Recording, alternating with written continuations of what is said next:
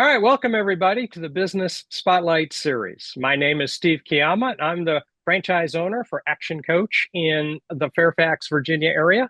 And I'm your host today of the Business Spotlight podcast.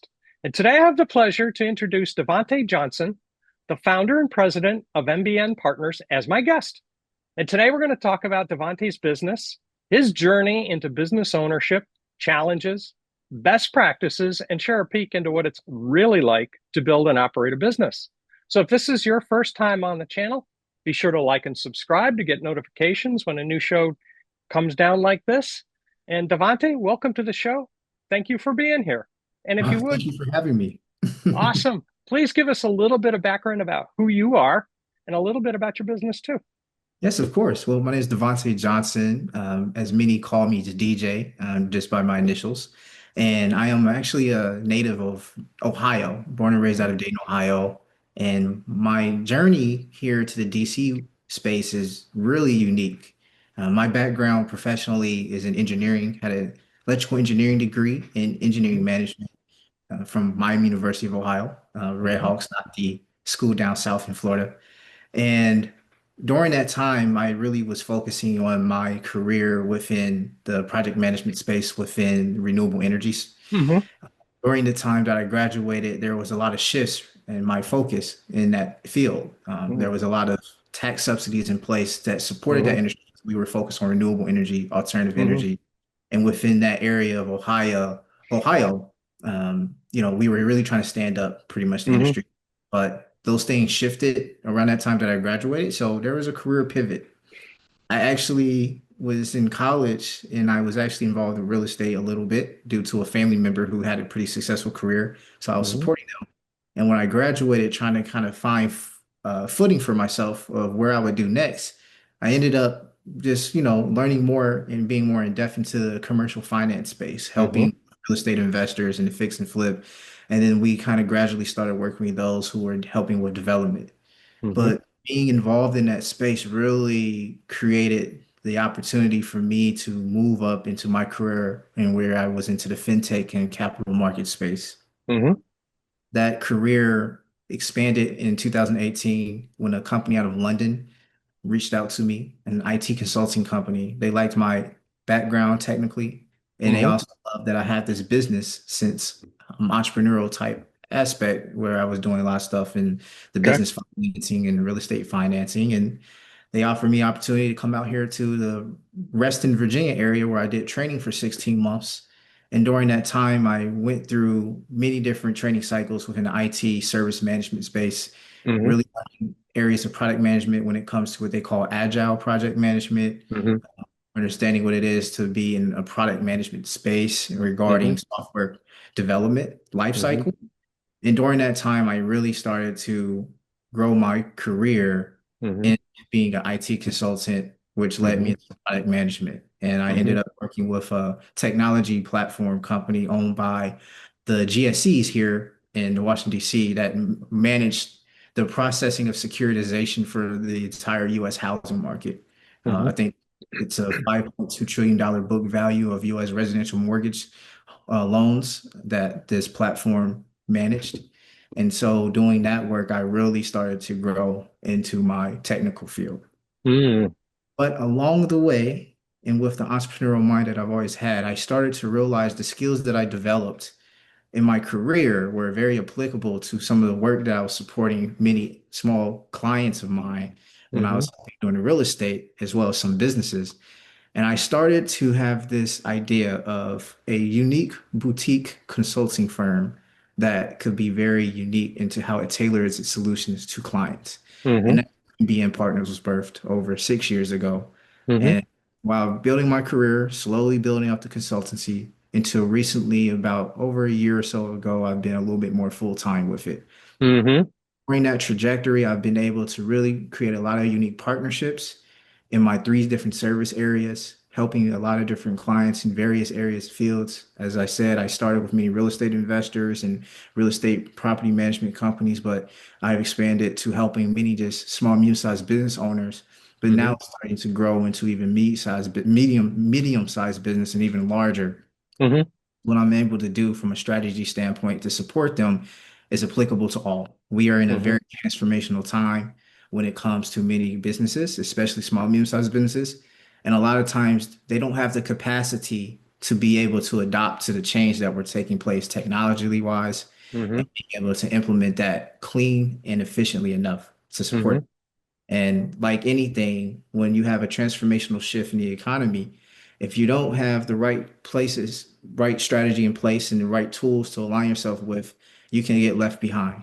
And I'll No, yeah, just say this, if you had a business today that said they didn't have a website or email address, they probably wouldn't be a business. But over 30 years ago, that was most businesses because the internet didn't come. right. So you have to understand the trends over time, how it changes Hmm. things. It's kind of where we're at today, and that's what I help support clients with. Awesome, awesome, awesome. Let's give our listeners a little bit of context in how your business is structured.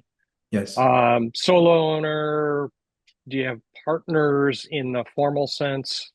Okay. Outside investors? How's that work? Absolutely. So everything's been bootstrapped for me Hmm. individually. As Hmm. I said, I've been building my career slowly in Hmm. terms of my business while utilizing my career to leverage to support the Hmm. business. So I'm a solo owner. I'm Hmm. actually in some transformation in terms of moving to a legal liability company as I've been growing. I knew Yep. that as I slowly started off, it wasn't really an issue to be a solopreneur, right? In terms of Right. being a sole proprietor. So from that standpoint, I was really able to just kind of get a nice foothold within identifying my base market of Right. clients in the way. And then now I see where growth is occurring. I'm making sure that I'm legally structured properly to help make sure that, no liability is on me personally, right? So Good. from that standpoint, the way the partnerships work, because it's in the name, MBN Partners. And I always like to say MBN is like must be nice, right? Mm. It's a fun thing. Must be nice to have Yeah. these partners, right? Is that these partners fit well within the three service areas that I provide. Hmm. Those three service areas are what we call business expansion, operational enhancement, risk management, and transfer. Hmm. And with those partnerships, these are more so vendor alliances that I've had the privilege of Hmm. creating relationships with those who can help support in these different areas. Hmm. From this expansion standpoint, that is a vertical of the business that's really big on my experience in the finance space. I've built Yep. a lot of connections within Wall Street because the firm that I did work in my career was located in Wall Street, and I got connected with many different financiers and bankers for many of your top firms, as well as in my real estate business. I was able to connect with a lot of different funds that were Hmm.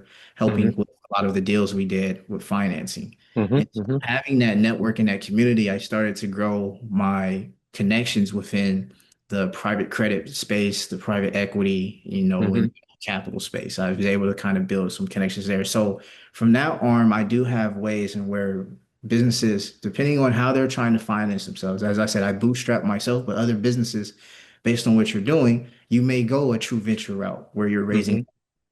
Those are some of the things that I'm able to help consult with because I have those relationships. Hmm. Now, one thing I did find is that most people, when I was working with them, trying to help them raise money, either it be Hmm. debt financing or sometimes, some type of form of equities, hybrid, convertible type aspects, notes, Hmm. realized a lot of founders and owners haven't necessarily looked at what does it mean to actually be in a position to receive financing and funding.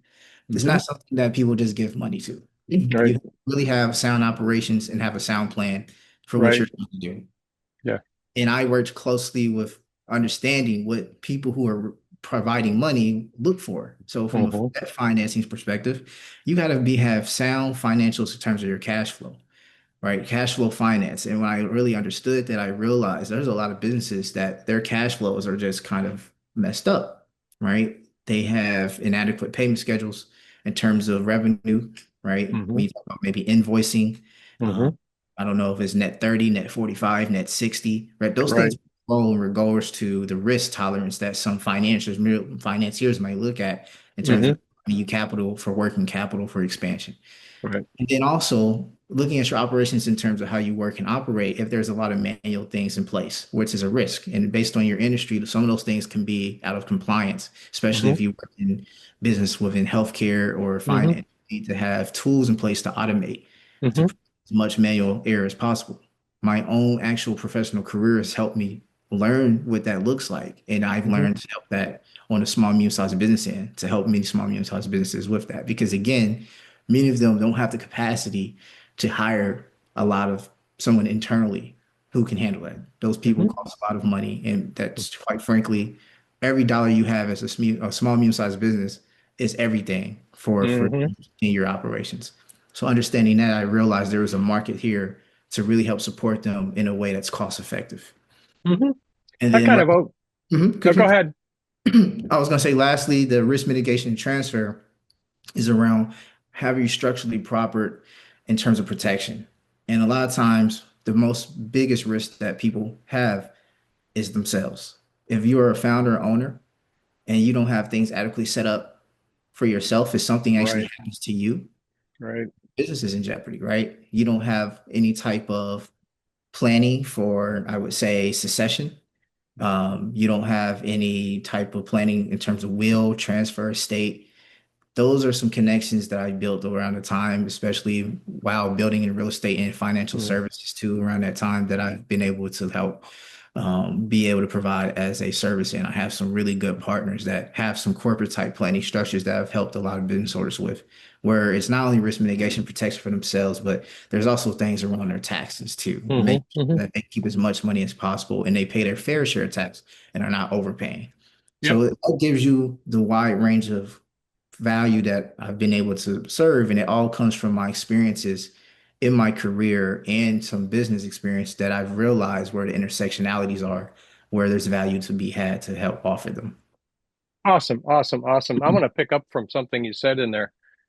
Are you operating solo or do you have are you building a team? So currently working solo. However, what makes Hmm. this help is I have partners. I Hmm. have partners that I've created alliances with, that I've worked Yep. closely with, that if I'm able to help consult and build strategy for the client and provide that opportunity to my partners who can Yep. actually implement them, it's almost having an expanded team. So Got internally, it. I'm not having any employees or so. I do hope to grow to a point where I do want to hire a few people. I do see an opportunity with that. But Right. slowly right now, it's really just me who is really on the business development end and also on the strategy end, really supporting clients. All right. So you're wearing all the hats. Yeah, I pretty much am. It's the founder story, I believe. You're a founder, especially being an engineer, you try Yep. to learn how to you always are thinking about problems to solve. Yep. I love this about engineering and the system mind thinking that you have. Yep. Along the way, you realize there's a lot of problems to be solved that a lot of times you're not equipped for. So you have to wear a lot of hats to try to learn and do as much as possible. But I am realizing as I grow, it's much better to be in a position where I can pay someone who's much more skilled. Awesome. Awesome. Let's talk a little bit about your customers. You've kind of tagged a couple of areas that I think sound like target customers. So what's your intended target customer base, and how are you marketing to them? Correct. So I would start with this last part of the question. My marketing has always been uniquely internal referral. It's through Hmm. my network and referral aspect that I've been Hmm. helping. And a lot of times, a lot of my clients might be, especially on the real estate, they more fall in line as customers who are looking for financing and capital. Hmm. However, I look at this as a flywheel model in terms of when they come in one area, I let Hmm. them understand the other areas of services that can support them. So Okay. they end up then finding value with that. Okay. So a lot of times, a lot of my customers have come to me because my biggest, I think, marketable offering has been the connection to funding. I think Hmm. that's a huge attractive area that a lot of people like. And then when I can tell you, well, I have those connections for funding, but however, there's some things we maybe want to look at to make sure you're structured properly where you Yep. can get the best opportunity possible around Hmm. funding. Hmm. This is what we Good. can do for you. And so that is typically, a lot of my clients. And then anyone who's getting funding in spaces, again, this is where you expand it. It started off in the real estate space. I have a good idea of a lot of folks in that space, but many small business owners who are brick and mortar retail, many of those who are in warehousing. So I've helped with clients who came to me invoice factoring, where they had large product inventory lines and they were trying to get working Right. capital on the Yeah. time, waiting for their accounts receivables to come in. So supporting that in. But along the way, I've come to find out that they also have other needs. And rather than having to find someone else individually, working with the same person who helps you get to one goal, who understands how it connects to another, has been advantageous for them. And So being trying to be a one-stop shop. a one-stop shop where it all makes sense, right? Hmm. Because if you're trying to raise capital, the biggest thing that they're going to look at is your operations. Hmm. They're gonna look at your balance sheet. They're going to look at your cash flow statement. They're going to make sure that you are a sound business, no matter if it's equity or if it's financing, right? And so having someone who understands that, and then from a technical standpoint, understands what it looks like to help automate and save from a cost reduction standpoint while finding opportunities to increase revenue, Hmm. having that experience that I've done that in the corporate space, I think is extremely valuable. So not only am I positioning you for raising capital, I'm also able to help give you recommendations. Oh, by the way, provide some of my partners who can support implementation Hmm. to support you with making sure your business is sound, right? That you Hmm. are getting rid of getting rid of a lot of manual touch points. That you are, especially in this day and age, for a lot of business, it's a data-driven society. A lot of funding is based on data-driven metrics, and for many Yes. businesses, a lot of people don't have a good data strategy. They don't have a good data management setup, Right. right? Many people are not cloud-based. Hmm. I've been on projects where I've did this in my product management experience. So being able to provide them strategy and also a recommendation to do that so that they're in the Hmm. best position to get funded is a win-win for all of us because ultimately they're going to have to figure out it to do it from someone else. You might as well do it with the person who understands how it actually impacts your funding. Let's go back in time a little bit, change the direction a little. Okay.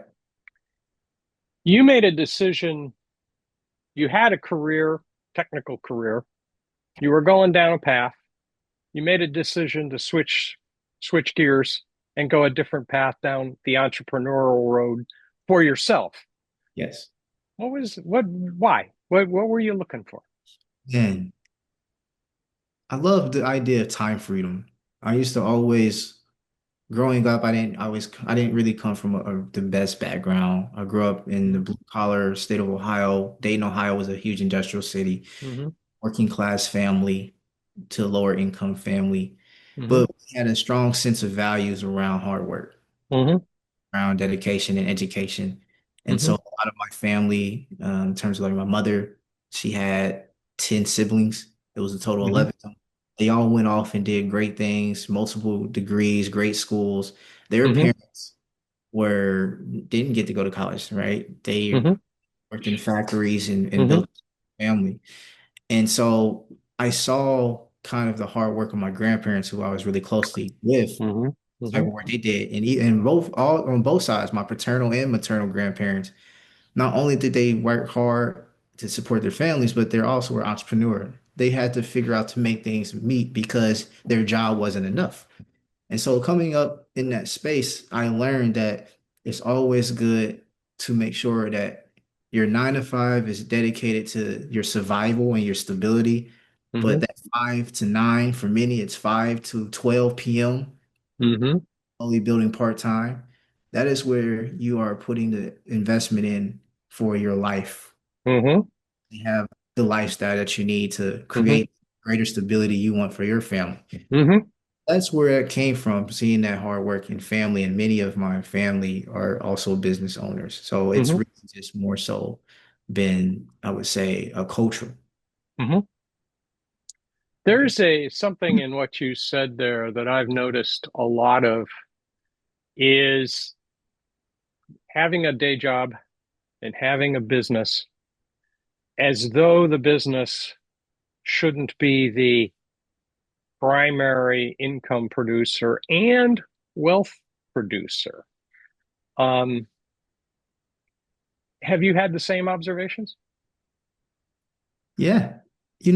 What's interesting, the entrepreneurial spirit in America has been declining since the 70s. If you understand the history of America, we were it's almost the land of milk and honey from a biblical standpoint, for those who are understanding of that. But it was this promise. And now Mm-hmm. we know the history of that. A lot of those promises weren't kept for many people, but Mm-hmm. it was ultimately still a better place for people to have an opportunity if they worked hard, really were dedicated, they can really live what they say the American dream, right? Mm-hmm. Now, for many of that, we created the middle class, which was a Mm-hmm. transformational thing.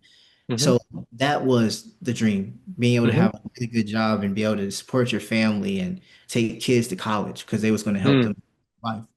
But we come to find that we have actually been hurting generations throughout the years.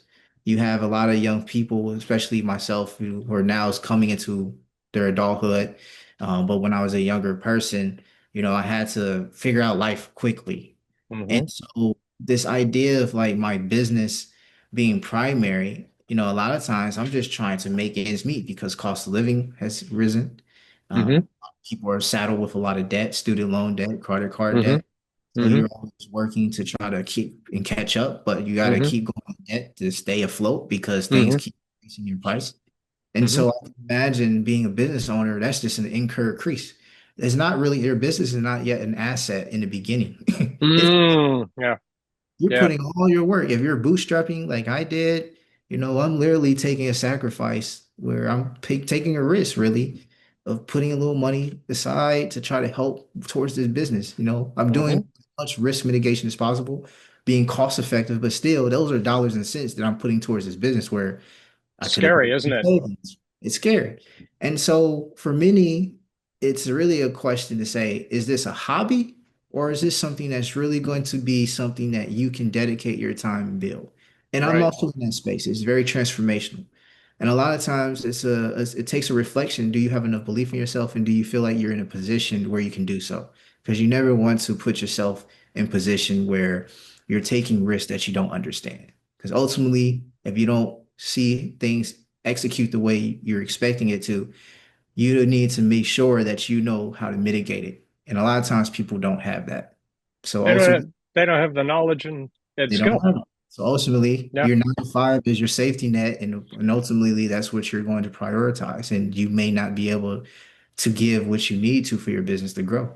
Yeah. So it is a very important thing to think through, but It's a it's a very important thing to really think through to see if it's something that's meant for you. And so for some people, and for many people, to be fully into it and to be its primary income driver, that's a scary world. It's a scary thought for a lot to do that.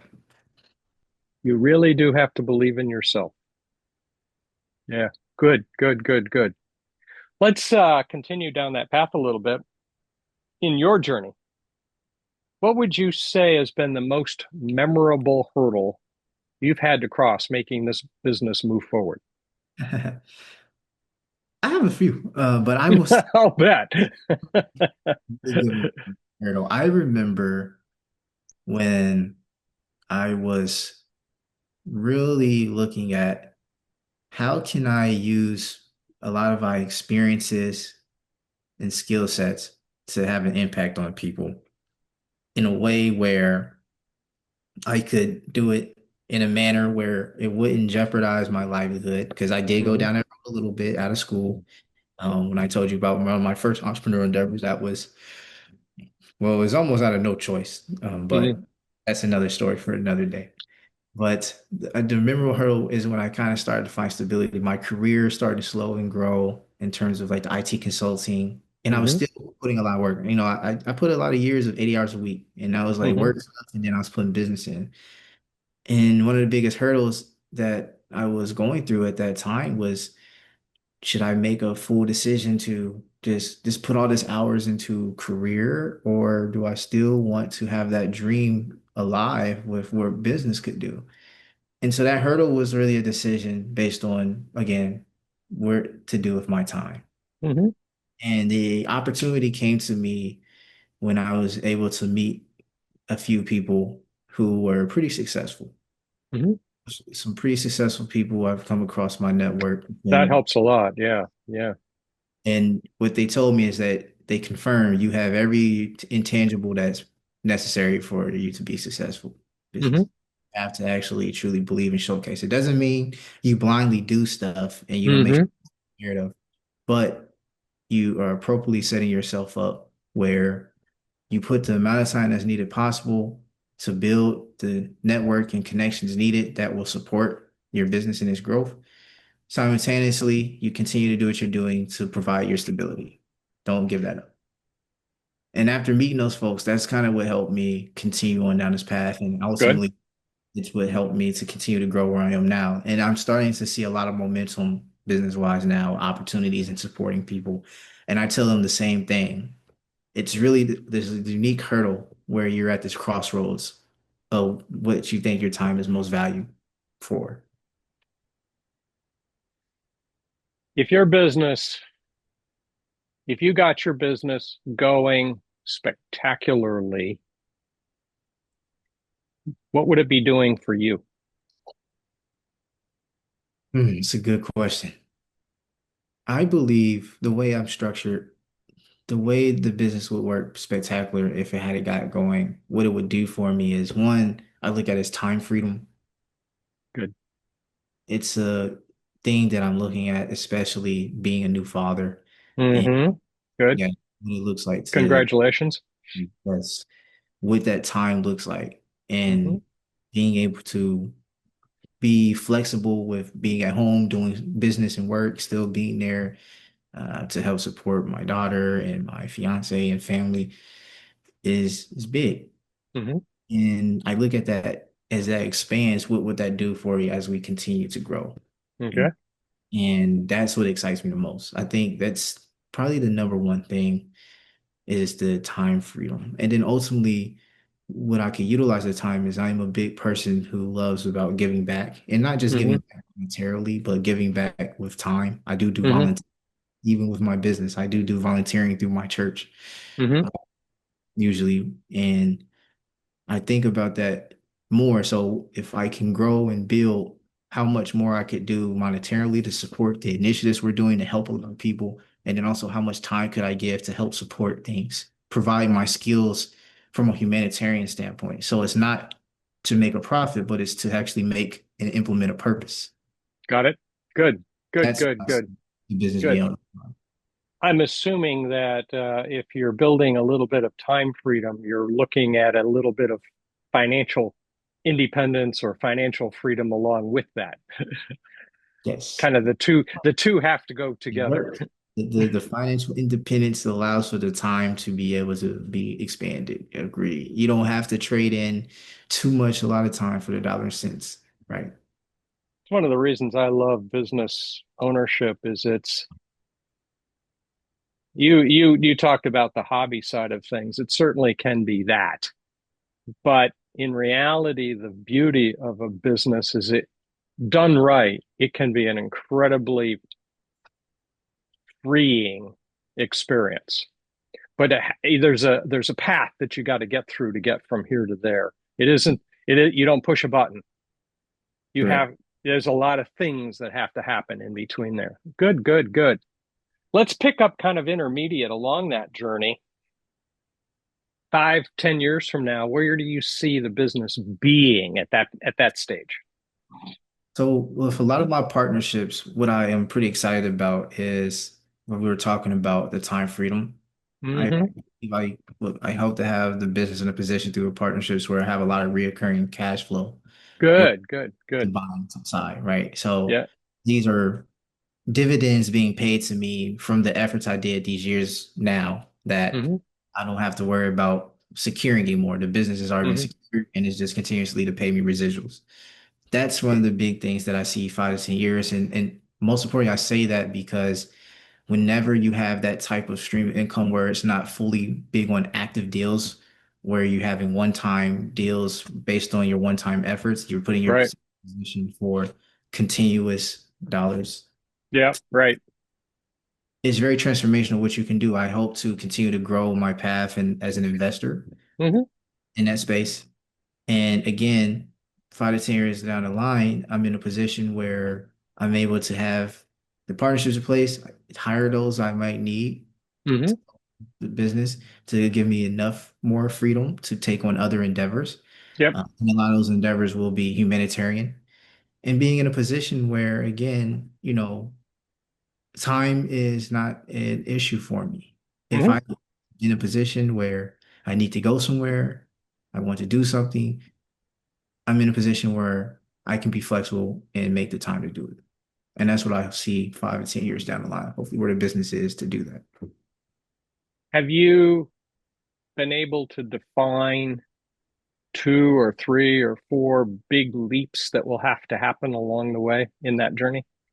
Yes, and I feel pretty good in terms of some things that are in the line right now, in terms Good. of the pipeline that are helping to help provide, push me towards that. I believe some of the big leaps are the unique space. It's always that one deal I think about. From a standpoint, I can talk about, for an example, of working with a founder Hmm. who's been working really closely on an amazing platform. Hmm. It's transformational in terms of the value, what it can do. And I was talking to him and said, "You've been working on this for so long." And it's like, how did you continue to push through? He said, it was difficult, came right out of school, went into it with this idea, really tested. I put all of my sweat and tears, my own money into it.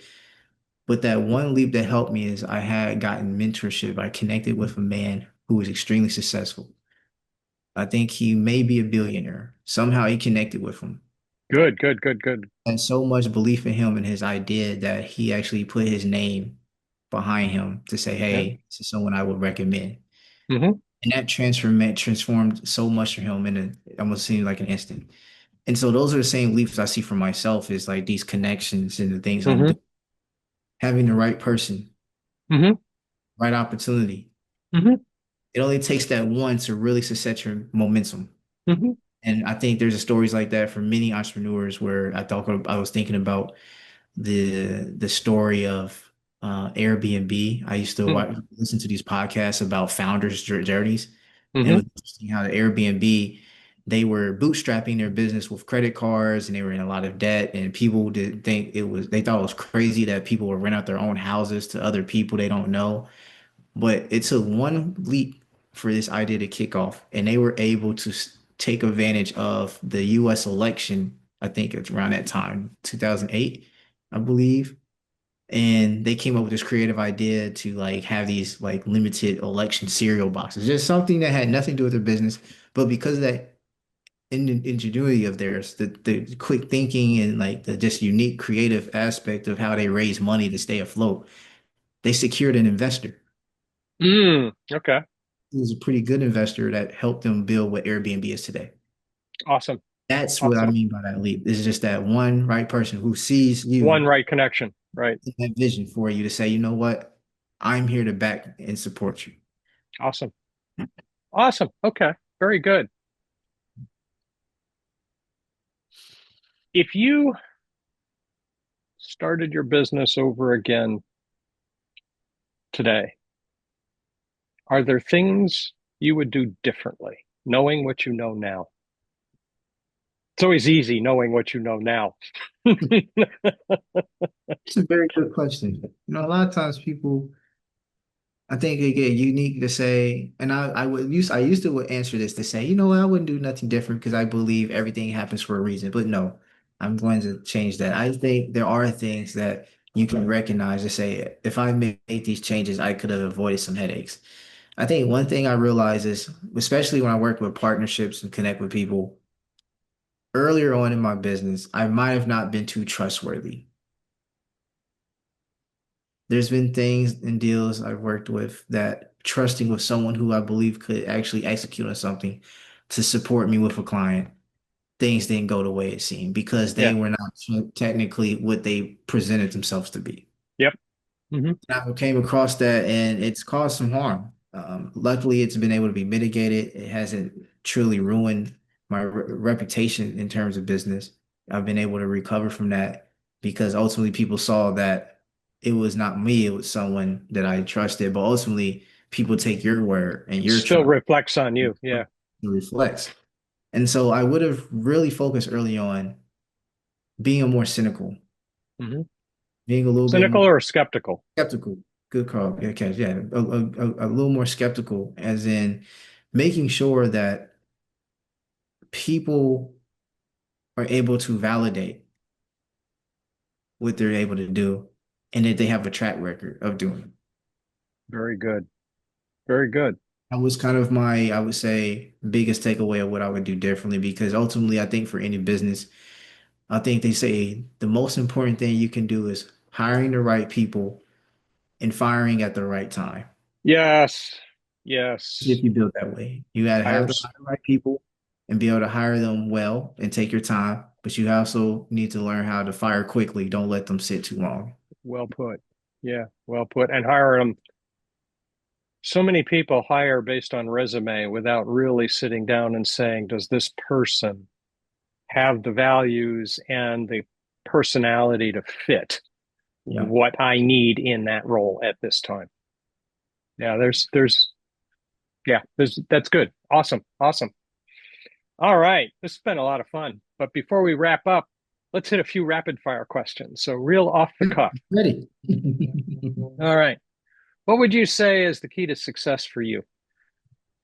Ooh, good one. Key to success for me is really staying within my authenticity in terms of what I do, Mm, my values.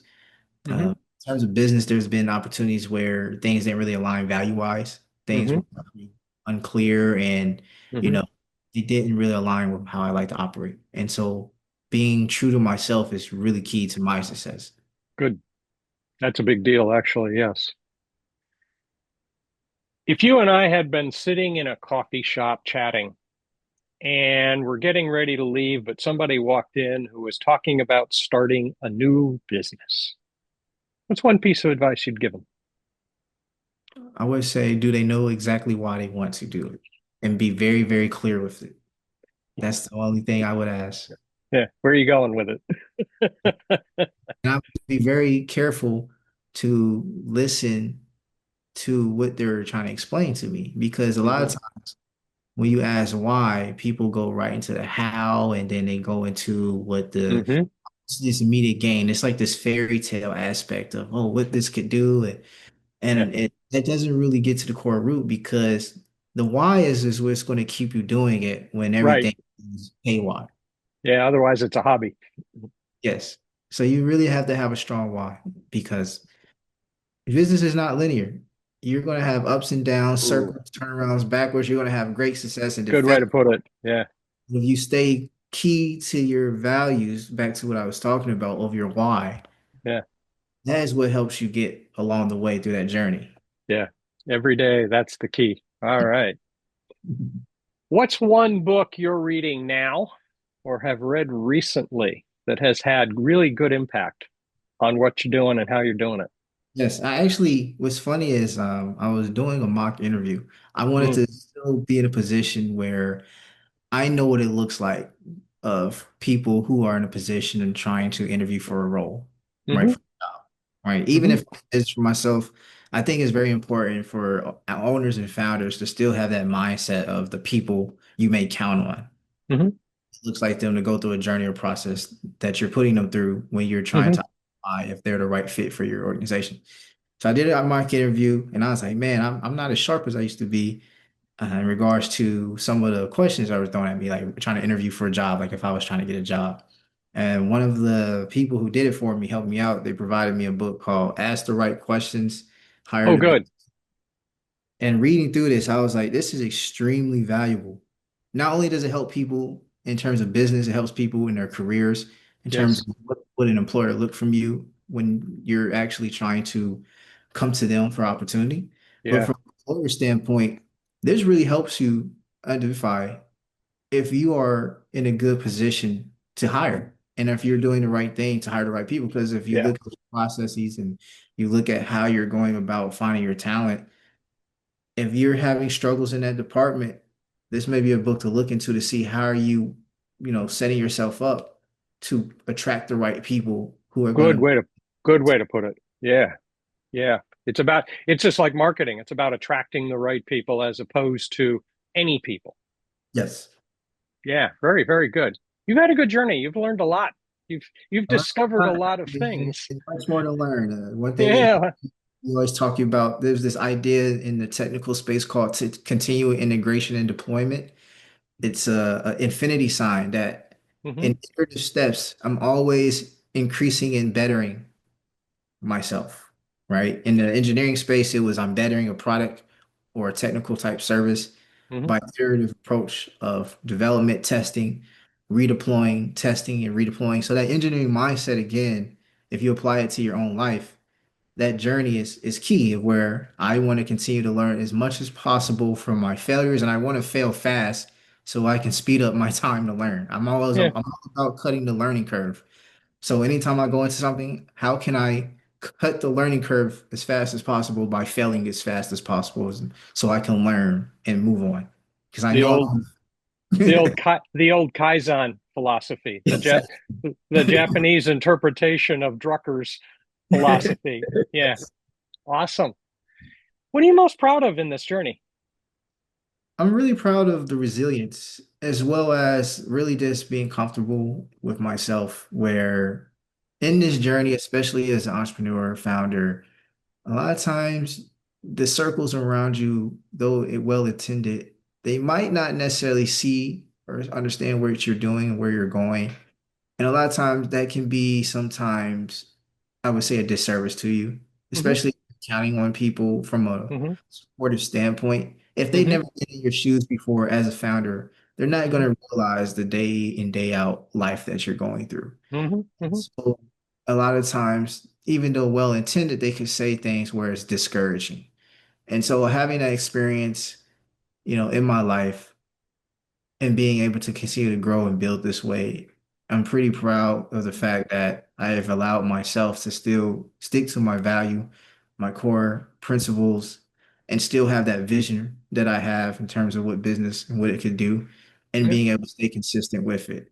I haven't been perfect, but I've been still being consistent with trying to, again, learn as much as possible, make the right changes, and continue to grow. Awesome. Awesome. On the flip side of this, if they're, thinking about the journey, you just talked about looking out 5, 10 years, looking out to the long-term future. Mhm. If you could improve one area this afternoon, Mm. got a magic wand, what would it be? One area of business. Hmm. Is it my business or just Yours. business? Mine's. Yeah, I believe one area of improvement could make was around my brand. That's one that I believe would be an amazing fix in Okay. terms of how am I presenting myself when Ooh, yeah. when I'm not really around to showcase it. Like, what Hmm. is it like when someone just comes across my profile and looks and Hmm. out? Can I capture their attention within a few seconds to say, okay, I think I understand what they're doing, right? Because Hmm. that's a big part of the branding that many businesses struggle with, where Oh, very much so. Yeah. and that a lot of times discourages people. And you might be really good at what you're doing, but because people don't really see it in order to understand it, they don't try to learn more. And a lot of times Hmm. I think, especially myself, and I like to credit being an engineer, we have a lot in our mind that takes place. We're thinking, and the way that we think, we talk, and sometimes we think people can understand the way that our mind is Yeah. working. Yeah. Right. They have no clue how we think. That's where we're so unique. Yeah. So how do I concise that and make sure that people understand me? And that's part of the area that I say would help a lot with me that I'm working towards in terms of that branding, being clear, where it's like, you know what? I can definitely now see how he's helping people and what his business does. Oh, very good. Very good. You're taking ownership of it too at the same time. I like the way you're approaching that question. Awesome. Most important question I'm going to ask today. How can people who want to know more about you connect with you? Course. I always like to bring people to my LinkedIn. I Hmm. set up like a story so you will see kind of my journey and my involvement. Hmm. I do some posting and stuff about certain areas where I speak about the intersection of funding, Hmm. technology, and the current landscape we're in regards to transformational tools that are taking place, impacting Hmm. industry, how those Hmm. things are provided. And so a lot of that is through my LinkedIn that people can find at me. You can find me by my name, or, well, I think that's probably the best way is the way to find me by my name. Okay. Awesome. Awesome. Very good. Last question. What's most inspiring to you today? Whew. This is a good one. Most inspiring to me today. I think I'm gonna be cliche and say I think my daughter. It's Oh, a good, it's good. a transformational feeling moving into this space now of a first time father where I realize there's someone who's counting on you. Hmm. Where Yes, it's almost they're counting on you, and I put it in my mind they have no choice but to count on you. yes. Come Good. from Well put. Good. inspiration is such an in-depth feeling that's unexplainable. Only those who are parents, I think, really could really grasp what that means and or caretakers of those who are children. But that is definitely a huge part of my inspiration of my daughter, and then again, my family in Hmm. terms of building and growing. And that's what really helps me get up every day to say what you're doing has an impact. Hmm. Purpose. Cool, cool, cool. Yeah, you're embarking on an amazing journey down that road too at the same time. Awesome, awesome. So this has been a great conversation. It's been a lot of fun, and I really enjoyed hearing your story. So thank you so much for sharing. And you've been vulnerable. You've opened up and shared some really good things with us. So I thank you very much for that. And I want to encourage everybody in the audience to save this show, come back and watch it again because there's been some very useful nuggets, very interesting nuggets that Devante has shared with us in this story. So don't forget to like and subscribe to the channel so you can get notifications every time we drop another conversation just like this one. So thank you to everyone who joined us today. Special thank you to Devante for sharing and being vulnerable as he has done for us today. We really appreciate it. So thank you. Thank you all for having me.